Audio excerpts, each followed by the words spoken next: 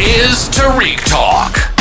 Your host, Tarik Mendes, takes you on a journey with guests from all around the world. Broadcasting around the world. Around the world. This is Tarik Talk.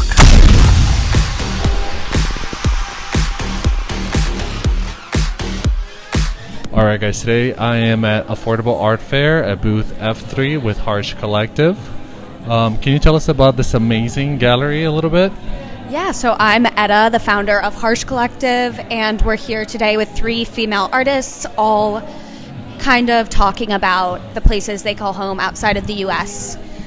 So we have Johanna Castilla, who is a Finnish artist, Uzo Njoku, who's a Nigerian-born artist who grew up in Virginia and is now based in New York, and Gabriella Kramer, who is from California and moved to Israel for about 12 years and moved back a couple years ago. Oh, that's so cool. Are you the one that curated the booth? Yes. I just gotta say it looks amazing. It's so well curated. Thank grabs you. your attention.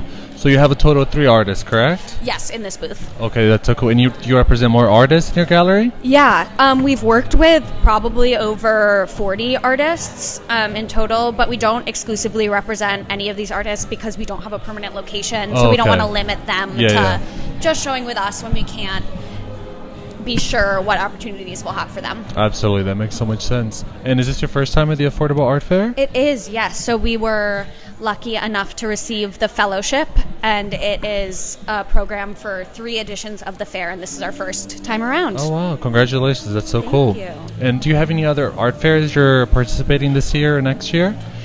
So we just participated in Spring Break Art Show, but nothing else. Thank you. Nothing else for this season. Okay, awesome.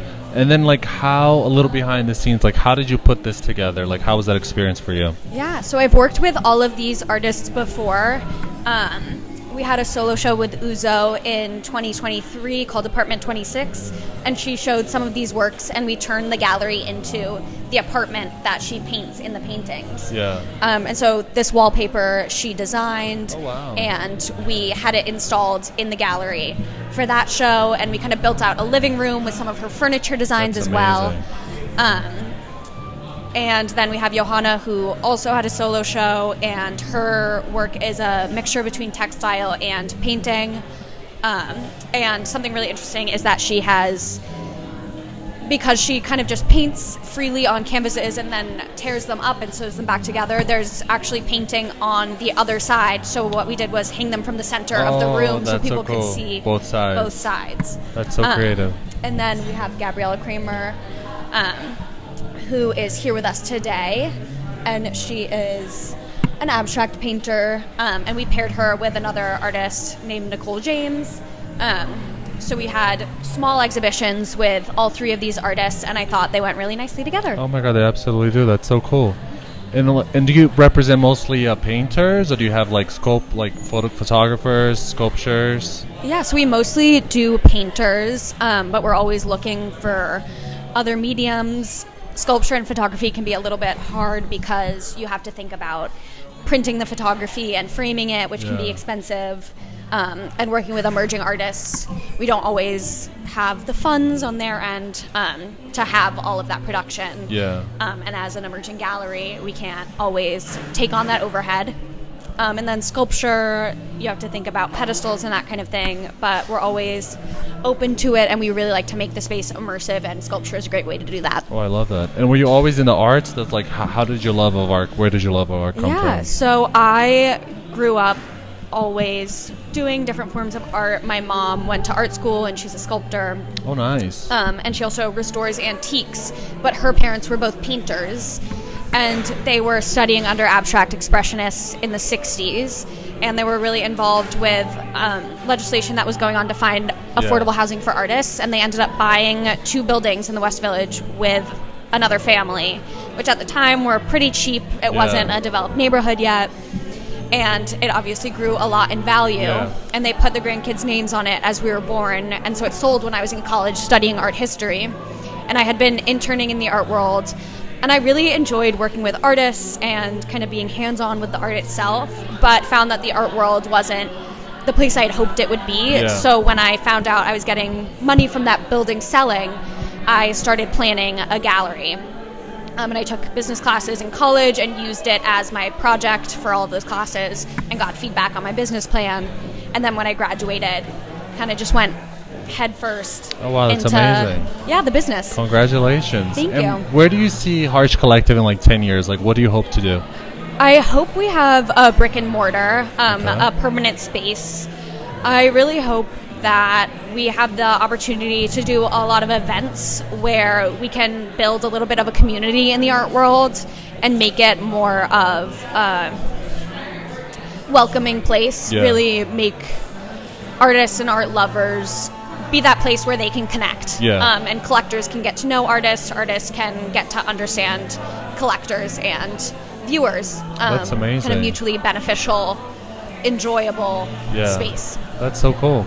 And how was the curating process for you? Like, how do you put it together? Do you have to have like all of the work in front of you? Do you plan it on the iPad, or is it very organic for you? Yeah, a lot of the times it really comes together when I see the pieces in person. So for Gabriella's show, she was paired with an artist who does figurative work, very detailed still lives, but there's often a sense of motion in them, so it's hard to call them still lives a little bit. But we thought the colors went really nicely together, but when we finally got them in the same room, there were these crazy compositional similarities. And so all of this gets planned in sort of a business sense. And then when you see the art in person, everything just changes. Yeah, that's amazing. And can you share the gallery's Instagram, please? Yeah, it's Harsh Collective NYC. Perfect. Thank you so much. It's been a pleasure. Loved hearing all the stories, and I wish you the best of luck. Hopefully we see each other around too. And best of luck this weekend. Thank you so much. And guys, we're in booth F3. Please check them out. Thank you for listening to Tarik Talk. Follow Tarik Talk on all social media channels and check out the video interviews online.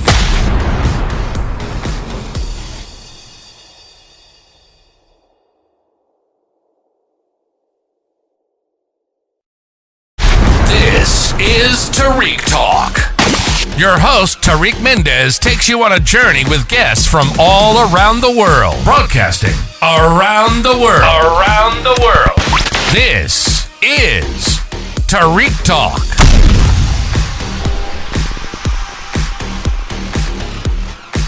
Edit. All right, guys. Today I'm here with Gabriella Kramer at Affordable Art Fair in booth F3. How are you, Gabriella? I'm good. Excited to be here. Awesome. Thank you so much for being on the podcast. Can you tell me a little bit about the artwork you're exhibiting here? Sure. So this specific artwork is called I'm 1994, so I was born in 1994, and a lot of it has to do with expressing adolescence and stepping into womanhood and something a bit more mature. I use a lot of color and color pairings that are very vibrant, and there's a lot of movement on the paintings, and it's supposed to express a kind of playfulness and evoke fun, and not that everything needs to be so serious and kind of stuck in our ways. Yeah. That's so cool. And how's your creative process? Like how do you keep track of your ideas? Do you write them down? Is it organic for you? So I write a lot. Like I write a lot of things that evoke, that make me inspired or have emotion. So sometimes that things that could have come up for me in childhood and names of paintings, and I kind of flow from that idea and that creative place. So this painting here, The Father, the Son, and the Ghost, I painted after Mexico, my trip in Mexico City. I was really inspired with the Catholic Church. And a lot of like the motifs that are seen in churches and in Christianity. So I painted and used a lot of that and what I was feeling to paint. That's amazing. And are you an artist that you like to paint during the nighttime or the daytime? How is that for you? Wow, it's all over. Sometimes really early in the morning, sometimes at 2 in the morning. Oh, nice. It's like pretty spontaneous. Yeah, for you. it's a lot. It's spontaneous. Yeah, it's hard for me to be like 9 to 5 every day painting.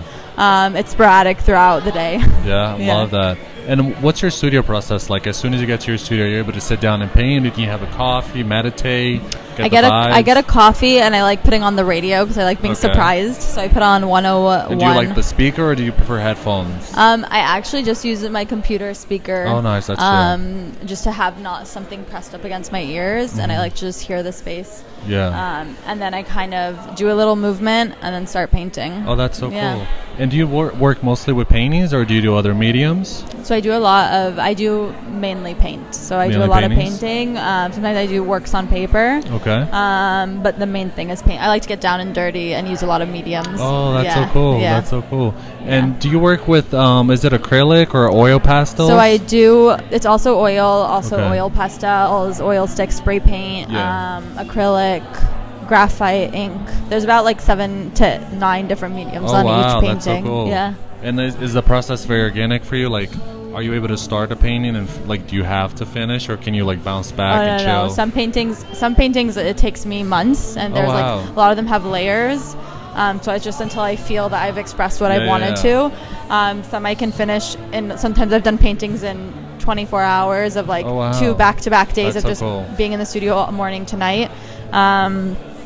So yeah, it really depends on where I'm at in my headspace. And do you get like any anxiety? Like, do you feel like you tell yourself, oh my gosh, I have to finish this? Definitely. Or are you an artist that you're able to like step back from it, go back to real life, chill out, and then return to it? I think that's actually part of my process and part of the meditation, and I think that's what is so therapeutic about painting is constantly telling yourself that you're in for the journey, and to not give yourself a deadline in that way, and to really experience that process of it's okay to take a step back. And actually I really try and force myself to take a step back so I can relook at things differently. Sometimes you can't. Yeah, no, absolutely. I love that you're so chill, because a lot of artists that I talk to, they're so like keen on like finishing the work, locking themselves in the studio, and I love that you're able to step back, and probably that's why your work is so like calming and relaxing to look at. You know, it's like a portal into like a chill vibe. You know? Yeah, it's I love trying to figure out like where you started, where you finished, like seeing the layers. Yeah. So, but hearing you now speak about the work, it makes a lot of sense. But for the record, I'm very anxious, so I'm not that chill. Well, you're a very chill person. And do you have anything else going on this year or next year? So this is right now the last show that I've signed up for, and I'm taking like a tiny bit of a hiatus just for a few months. Okay. Just to paint a little bit. I was in back-to-back shows. I did Spring Break Art Fair. I had like 3 shows over the summer. Okay, congratulations. Thank you. So it was really intense. But I'm open to like having other shows. Maybe there'll be something in the next few months, but I'm also happy for a little congratulations. break. Is there any other mediums you want to tackle, like photography, sculptures in the future? So my next one is ceramics. So I want to do ceramic sculptures in my abstract way. So with the glaze and painting them like kind of like figures. That can be 3D. So that's my next thing I want to tackle. I wish you the best of luck. Thank Congratulations. You so much. Thank you so much for being on the podcast. And guys, this is Booth F3. And can you give us your Instagram account so everybody can follow you? Gabriela Kramer, Gabriela Kramer, Kramer, one word. Period. Thank you again. Thank you for listening to Tarik Talk. Follow Tarik Talk on all social media channels and check out the video interviews online.